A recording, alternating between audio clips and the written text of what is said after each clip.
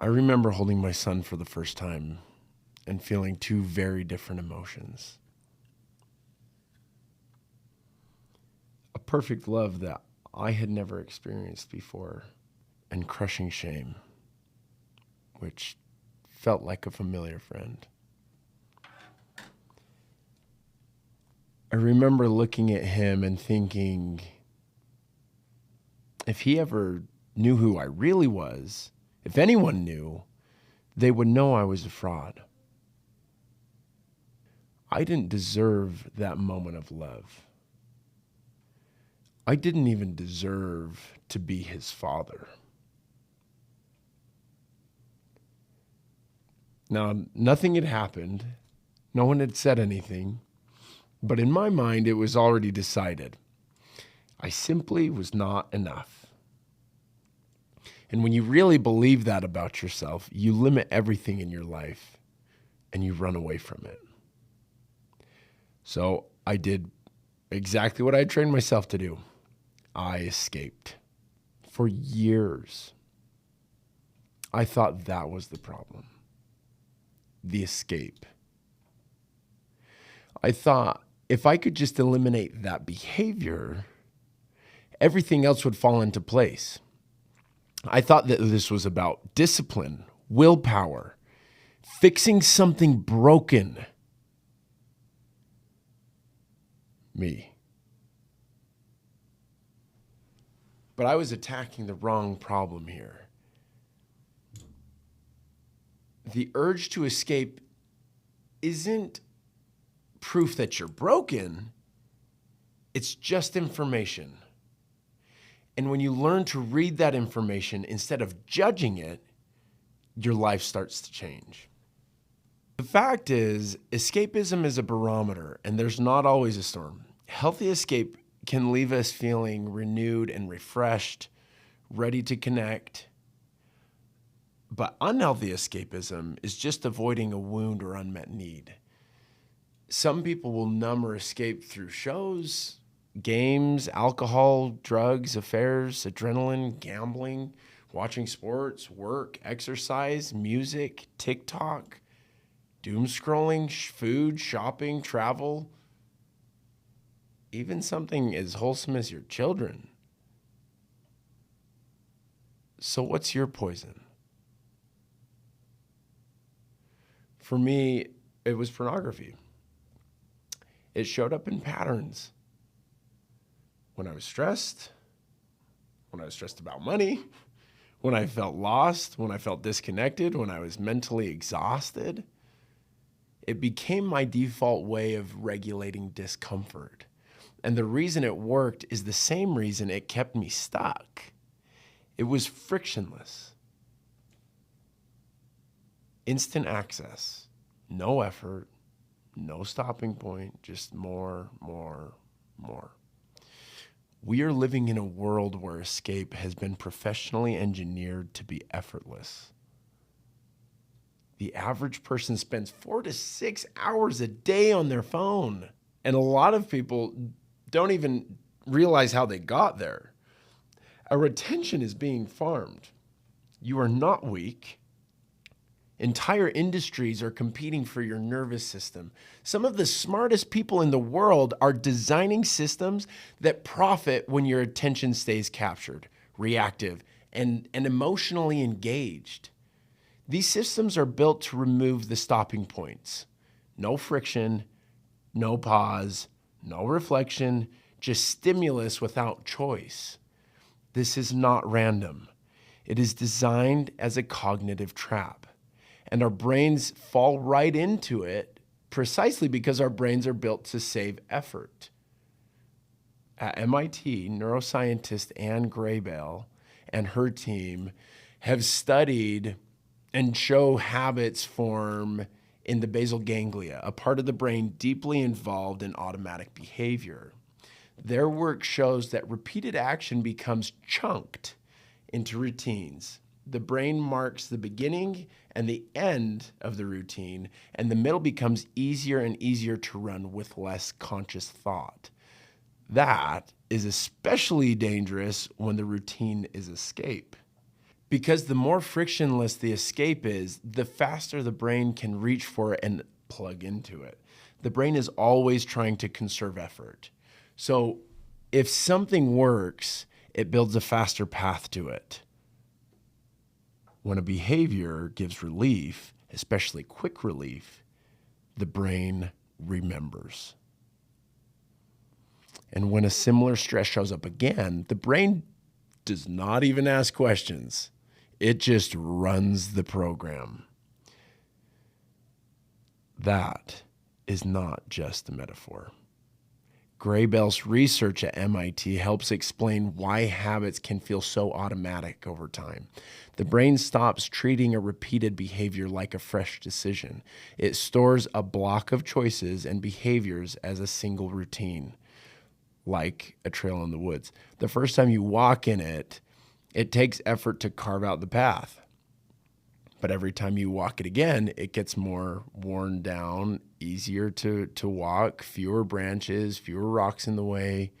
Eventually, you don't even have to think. You just follow the trail. See, my behavior was not random. It was trained. But here's what I missed. Every urge points to something. Fatigue, stress, isolation, lack of purpose, dissatisfaction at work, disconnection. The escape was not the route. It was the signal. Your escape is not your problem. It's your pattern trying to tell you something, a check engine light for your soul. But I was not listening because I genuinely believed that when my check engine light was on, it meant I was a complete and utter disaster. Shame. It turned my signal into a cycle. This is where things escalated, because the moment that shame enters, the signal changes shape.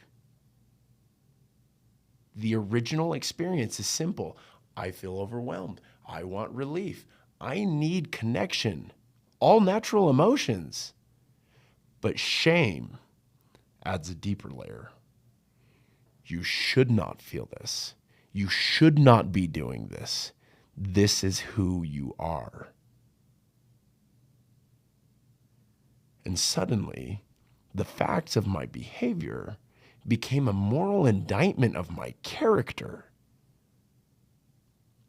Shame does not correct behavior. Shame defines identity. And this is not just emotional. At UCLA, researchers Naomi Eisenberger and Matthew Lieberman studied the brain's response to social rejection. They found that social pain and physical pain share overlapping neural systems, including activity in the anterior cingulate cortex. In simple terms, rejection and shame don't just metaphorically hurt. The brain will process them like real physical pain. So when shame hit me, my nervous system did not experience it as motivation. It experienced it as danger. And when the brain feels danger, it looks for relief fast. That's one reason shame is so destructive in addiction recovery. The very emotion people think will force change actually intensifies the need to escape. After I watched porn, I didn't just feel regret. I felt like I had proven what I feared most. I was weak. I was unworthy. I did not belong. So in the face of that shame and pain, you hide. You protect the image. You isolate. You carry it alone. No one can ever know.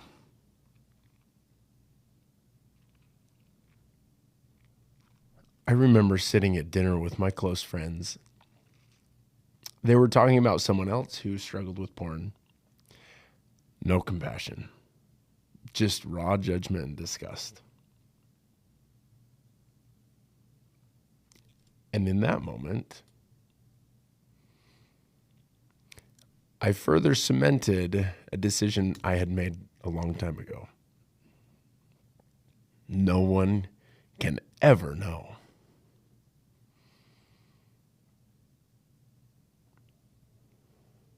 And that decision reinforced the pattern. Because now I was not just dealing with stress, I was dealing with secrecy.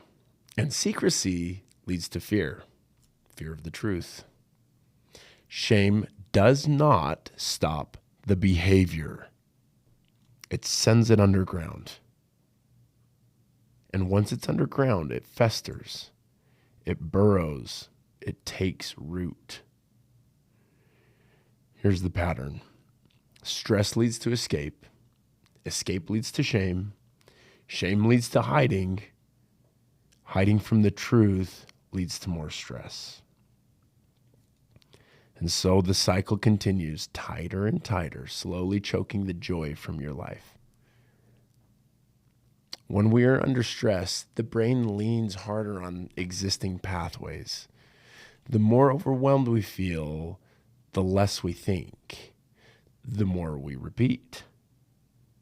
So the very emotion that told me I needed to change was reinforcing the behavior I wanted to stop.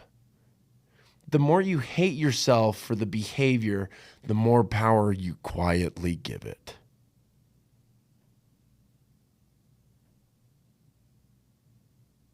The answer is agency, friction, living on purpose. Things began to change when I stopped trying to fight the urge and started to try to understand it. I had to introduce something that was not there before. Choice. That sounds simple, but it was absolutely critical. Choice creates friction. Even one extra step changes the pattern. Instead of reacting and slipping into escape, I started saying, okay, I feel the urge to escape, and I'm going to choose what I do next. Sometimes I still chose porn because it was no longer automatic. That moment of choice is what I call cognitive friction. It's small, but immensely powerful because it turns you from a passenger in your life into its pilot. Friction is not the enemy. Friction is where your freedom lives. From there, I built a simple process. Recognize, remember, reclaim. Recognize that you are hurting. Recognize the unmet need behind the urge. Remember that you are not broken. You are whole. You are worthy. You are enough. Reclaim. Reclaim your agency. Reclaim your power. Reclaim your life and choose. Intentionally choose. Even when the choice is small, especially when the choice is small. Because in the beginning, that's all we've got.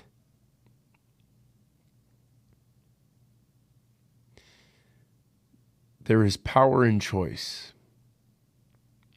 That process interrupts the loop. It creates awareness, and awareness gives options. A qualitative study published in the Journal of Substance Abuse Treatment found that supportive social relationships play a major role in achieving and maintaining stable recovery after substance use disorder. More recent work on sober active communities has also found that stronger social connection is linked with better mental well-being and recovery. That gives language to something I felt before I could even explain it. I first felt it as I sat in a room with 24 men who had been labeled as recovering addicts.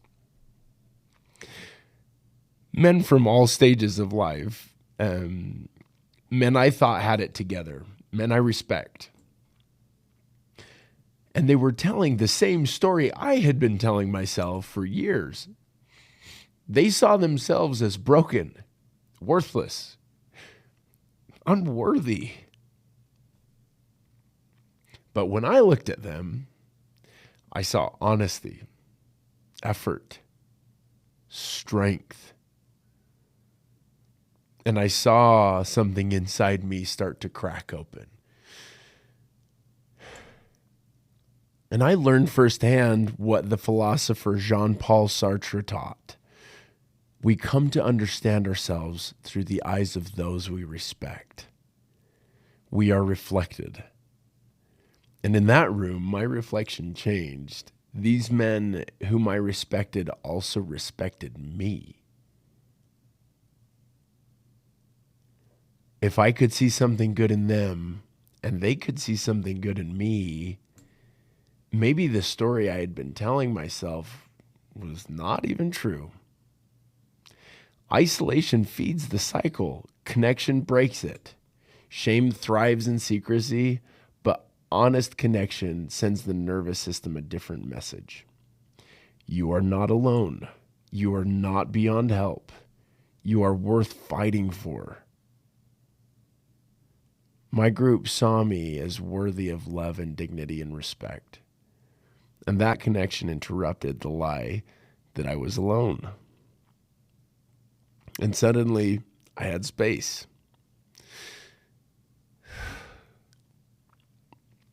And in that space, I saw the pain underneath crying for help. I needed connection, rest, clarity, honest communication, emotional safety. So I changed my environment. I chose friction. I made harmful patterns harder to access because your environment shapes your behavior. When you change the environment, you change the pattern. You do not rise to your intentions, you fall to your programming. And slowly things shifted, not overnight, but steadily.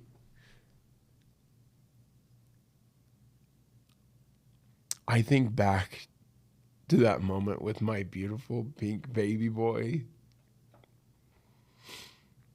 that sad version of me, holding a miracle and feeling completely unworthy of it. If I could go back, I would not tell myself to be stronger. I would not tell myself to try harder. I would beg myself to pay attention. Please, just see the pattern. Please, Richard, understand. The urge to escape was not proof I was broken. It was a sign that a lot in my life needed care. And if I could have seen that sooner, it would have saved me years of pain. But this is how it works. We learn, then we choose.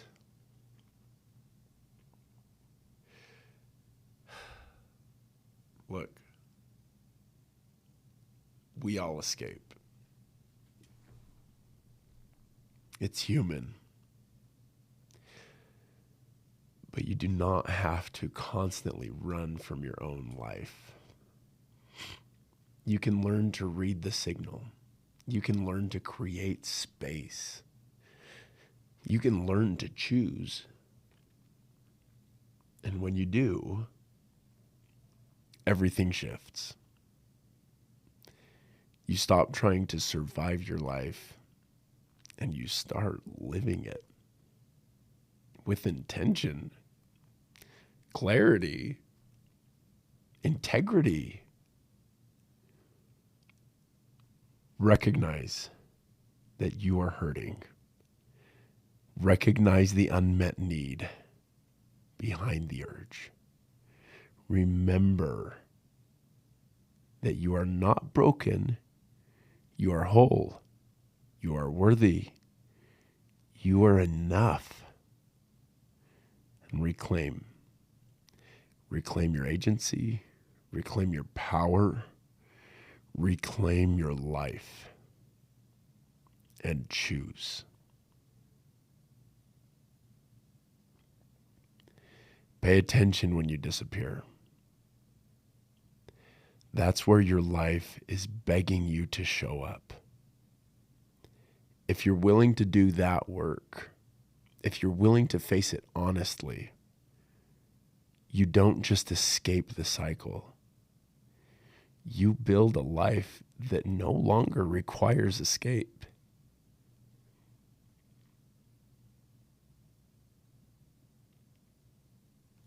You live freely.